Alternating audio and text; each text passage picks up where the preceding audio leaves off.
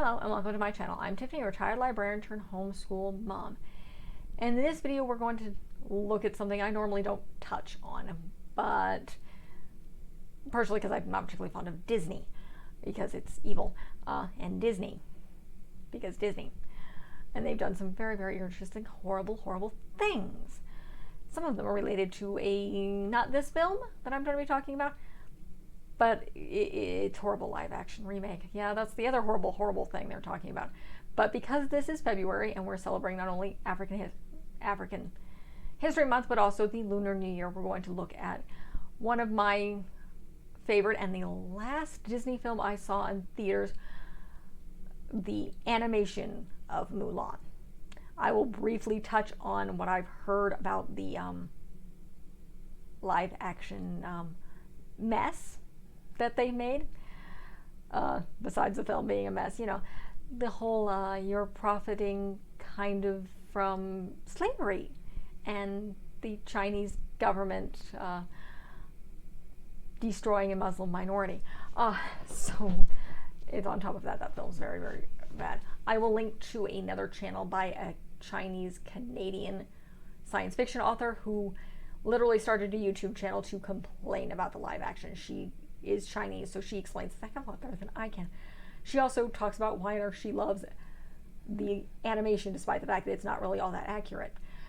So she has a video about that. I will mention her channel. I will either link it or just give the name of the channel in my description. So let's look at Mulan. Now, I enjoy this film. It's probably one of the better Disney female protagonists than they have, because no helpless princess here. No princess at all. Mulan is most certainly not a princess. She's a slightly clumsy, not quite ladylike Chinese girl. Now, this is loosely, very, very loosely based off, not necessarily a Chinese legend, but from a people that is further, at least not a Han Chinese, further north. So, not originally part of China. So that's where this legend comes from. It's very, very loosely based. So again, very loosely. It's Disney. I mean, seriously, Disney. They don't get things accurately. If you don't believe me, remember the Titans review about me ranting and raving about how they screwed up actual events. But Disney. Moving on to the actual film.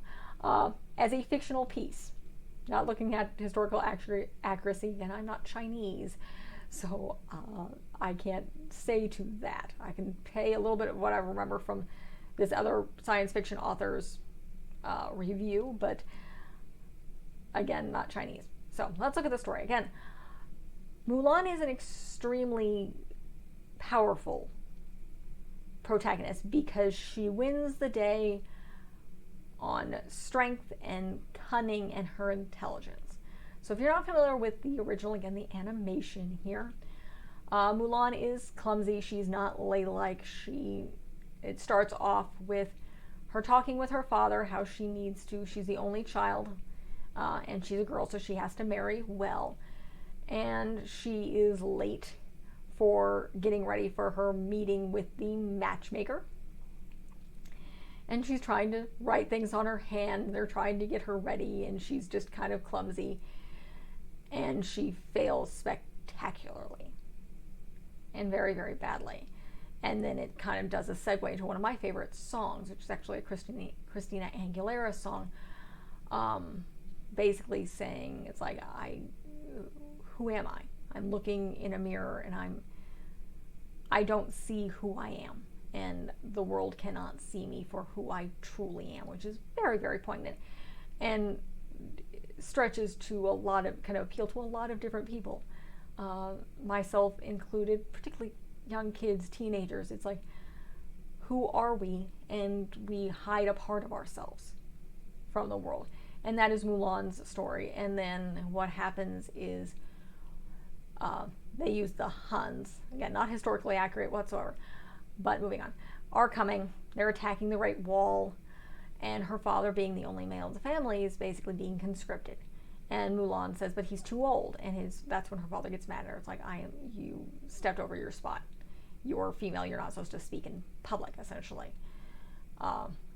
But Mulan realizes her father's old. He's injured. He fought in the last war.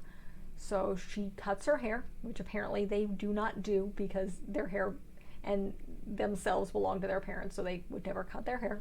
But that's what she does. It's a whole dramatic thing where she cuts her hair, she puts on her father's armor, she gets a horse. We have the comic effect here. You have Mushu. Mushu's a dragon. He's voiced by Eddie Murphy, and then you have a cricket.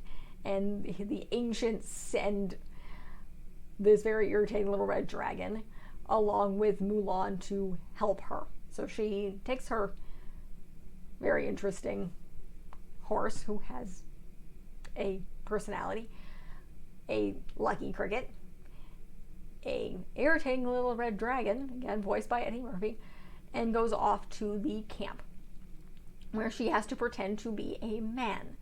And then she kind of has she shows up, and obviously she's not strong. She's a small, skinny girl, not a man. And she's not strong, and they're a lot of them aren't because they're farmers. And you have the whole montage of Be a Man, as the song goes, where it ends almost with Mulan using her intelligence to climb this giant pole. So, which does come back later. It's a very important scene. And then they go off to war. She's pretending to be a man. Mushu is helping her bathe without showing them that she's female. And then they talk about women. And then they stop singing, and they see basically this desolate little town, and she picks up a doll, and it's been burned. And they go in, they're going to face the army, and it's huge, and Mulan again uses her intelligence by using, I think, rockets or fireworks to cause an avalanche to bury them. Unfortunately, she's injured. She's discovered that she's female, so the army leaves her with her horse, and I don't think they see the dragon, let alone the cricket. They're not paying attention. So basically, she's disgraced because they realize she's a woman and she was trying to go to war. They don't care all of what she's done. She's female. This is society. They leave. They head back to the capital, victorious because they got rid of the Han army, even though it wasn't them. It was her. But she's back, and she kind of recovers. They leave her alone as long as they know she's going to live. It's like, go home. Get on your horse and go home. But the Huns come out of the snow. So they advance. I don't think there's a bunch, all of them, but several of them, including the leader and his hawk, go back to the capital. And so she tries to stop them. She tries to tell the army that no, they're coming, but because she's a female now, they're not listening. And the leader of the Han army captures the emperor, and Mulan basically gets to the kind of the leader that she had kind of a relationship. It's like, and her friends like, I know how to get in. So they dress up as concubines, except for, of course, the general, and use scarves to scale up, similar to what she did during training. And then they sneak in into the emperor's palace. She has a confrontation.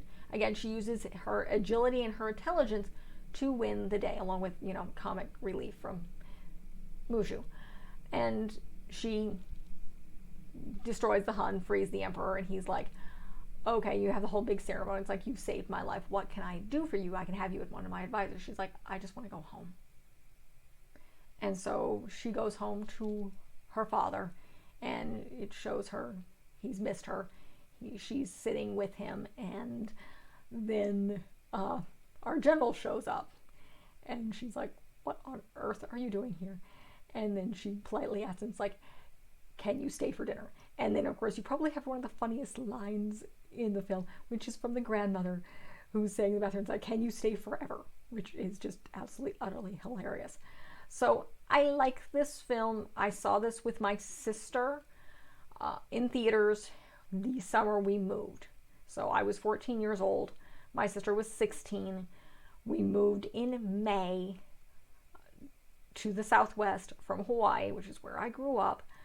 We had nothing but each other to deal with, and no, we did not get along. We still don't really get along all that well, even as adults. We don't have a lot in common. But we had nothing but each other besides being at each other's throat. We'd go to the movies because we didn't have a time to make friends or go to school. And we just left everything. And it was blazing hot. So we were not used to that. It was dry and very, very hot. So we saw this film. And it was a good memory for me. We saw a couple films that summer. This was one of them. And it's a good film. It has a great soundtrack. A lot of amazing characters. And again, Mulan she wins the day by her head. She's smart. And she uses her cunning and her intelligence to win the day. And that's not something you see a lot in Disney princesses. Is she's not out for love. There's no real love story here. The general is there, but he's not, I can't remember his name off the top of my head. It's been a while since I've actually seen this film, but I remember it quite well. But there's not a love story, because again, most of the time, she's pretending to be a young man. So he basically, he finds out she's female, he abandons her, and then he follows her. Then she kind of helps him rescue the emperor, and then he follows her home. And that's how it ends. So it has great characters. There's no real love story. It's mostly this coming of age story of Mulan, this young, very intelligent young woman who really just wants to be loved for who she is. She doesn't want to be a man. She doesn't want to be a warrior. She was doing this to protect her father, whom she adores. And she simply wants to be loved for who she is and not the perfect image of a Chinese woman. So it's a beautiful little story. Great characters. Yes, Eddie Murphy's funny, because of course he's Eddie Murphy. No, it's not authentic. It's not historically accurate. It's not culturally accurate, really. But it's fun. I mean, that's the bottom line. It's entertaining. And again, Mulan is a very good role model as a character in of herself. So that's what makes this movie enjoyable to watch. It's relatable as well.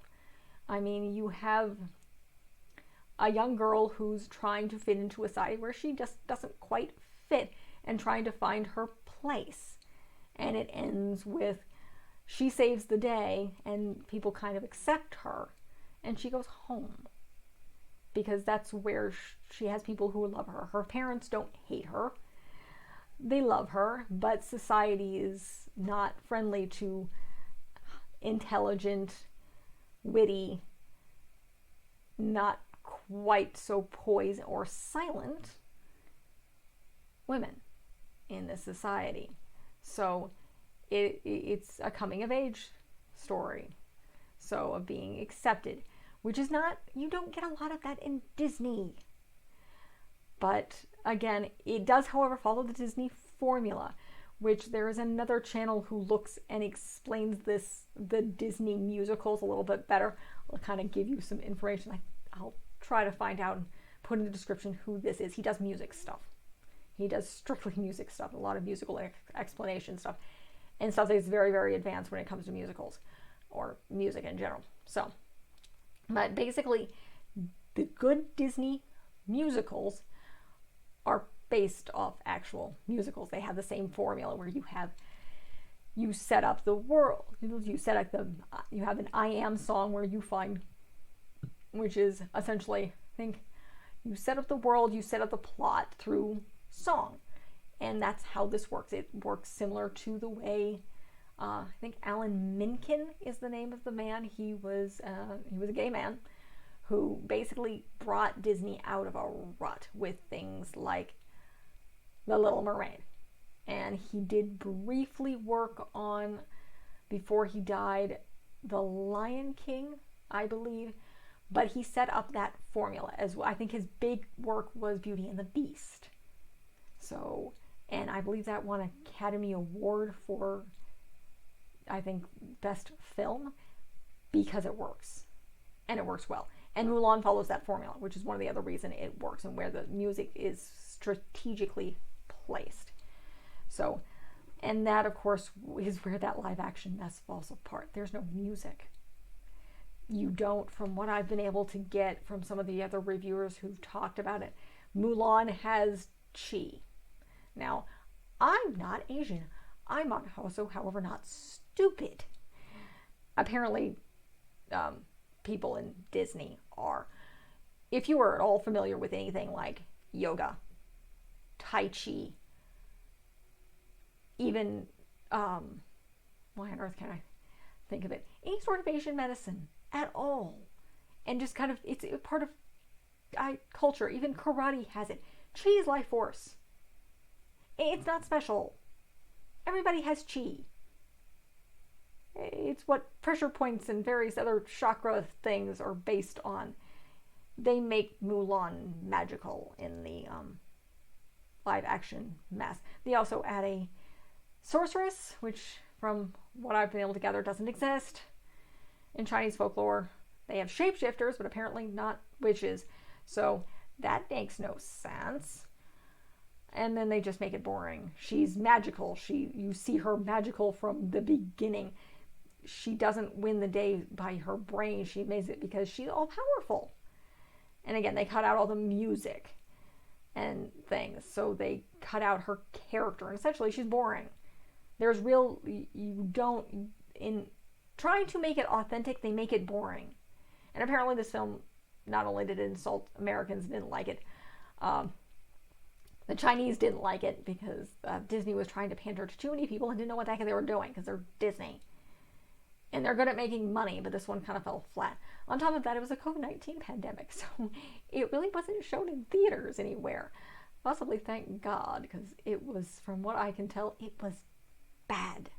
It was just very, very bad and very, very boring. And again, they took a character who was intelligent and won the day by her cunning and her skill into a superhero. They turned Mulan into a superhero, which is a travesty and an insult to women in general, to the original animation. So it's like, yeah, and they took out the dragon, they took out the fun of the film. The person who I originally watched, she grew up in China. She goes over this, and this film pissed her off enough that she started a YouTube channel. And that's what she said. It's like, this pissed me off enough that I started a YouTube channel in order to rant and rave about it. Because the live action is a mess. And then she does another video saying, despite the fact that it is highly inaccurate, the animation is still fun. It's still enjoyable. It still leads better than that mess that they did with their live action. I cringe. This is being filmed in June. I think they're doing Little Mermaid. Oh dear God. I've seen Disney in their live actions. They're falling flat on their faces like crazy. The Lion King came out shortly around the time I was giving birth. And it was a mess. It was like, again, boring. And creepy and just boring. That's the problem. I think that's the same theme with some of these live action remakes, is they're boring. I don't know quite about Aladdin. I know it fell on its face, partially because of the mishandling of Will Smith. They didn't really let him be Will Smith, and just have some really, really stupid stuff. The problem with some of these, particularly Lion King, they have a musical for the Lion King. They have a stage musical. It works. It's done very, very well. They didn't obviously copy from it. I don't know if Mulan ever made a musical. It could have. I mean, again, the patterns of the animation are based off musical formula. That's why they're good. So, there's not just to say. I highly recommend the Mulan animation, even though I'm not particularly fond of Disney. You could probably find it used somewhere, but I'll probably link the Amazon DVD. I always recommend, don't stream it. Don't buy it from Amazon in their whole, you can have this digital copy. Buy a physical copy. It's long-term rental any other way. Buy a physical copy, and I will link the physical copy if I can find it online in the description. So, I love this film. It's probably one of my more favorite Disney films, if not the favorite in the Disney Renaissance musicals. Yeah, because this is the Disney Renaissance, I think, is still going on. This came out in 1998, so yeah, we're still in the kind of it's the leading edge of the Disney Renaissance before it wakes up again with Frozen. I haven't seen that. I'm not sure I will. I'm not sure I want my kid getting that song stuck in her head. And then they're doing weird sequels again. And yes, there are weird sequels to this too. They have a lot of messy things. I was not paying attention to these things. But again, not much else. If you like this review, like and subscribe. This is February. We're doing both African American history and Asian American history because it's African American History Month and Lunar New Year. I will cover more Asian stuff in May, which is Asian American History Month, so I'm doing more of that. I'm covering more books for both African American history and Asian history throughout this month, along as well as a few other films. Remember, the Titans is the only one that I have filmed. I am doing both the Joy Luck Club and The Color Purple, both books and film as well. I think that's all the films I'm doing this month. I will do a quick check. And no, I'm doing the Great Debaters as well as the Something the Lord Made. So, and let's see. And then I'm doing some nonfiction stuff. So that's what I'm covering there. Do a quite quick double check. So let's see. Next month I'm doing a bunch of kind of garden stuff, spring stuff. I'm doing The Secret Life of Bees, which has a film that goes with it. The Secret Garden, again, has a film that goes with it. So a few other things. That one's not completely ironed out yet. I did food stuff and covered a couple food blogs and did some cookbooks in January. I did Christmas stuff, if you want to go back in time, in December. I did Native American stuff in November. I covered, that includes children's books. I covered all of Harry Potter from September to October. Did my previous videos, I did a bunch of Halloween stuff. I covered several Halloween films, some classical Dracula, Frankenstein, Legend of Sleepy Hollow. That would be the books and the short story. In October, I did a bunch of other book reviews, some obviously various children's book reviews, as well as the Anne of Green Gables series, both the books and the films and the TV shows. That's a massively long video. The Wizard of Oz and a few other things. I do some secular homeschooling stuff because that is my primary target audience besides book lovers and parents who are reading to children, looking at children's films.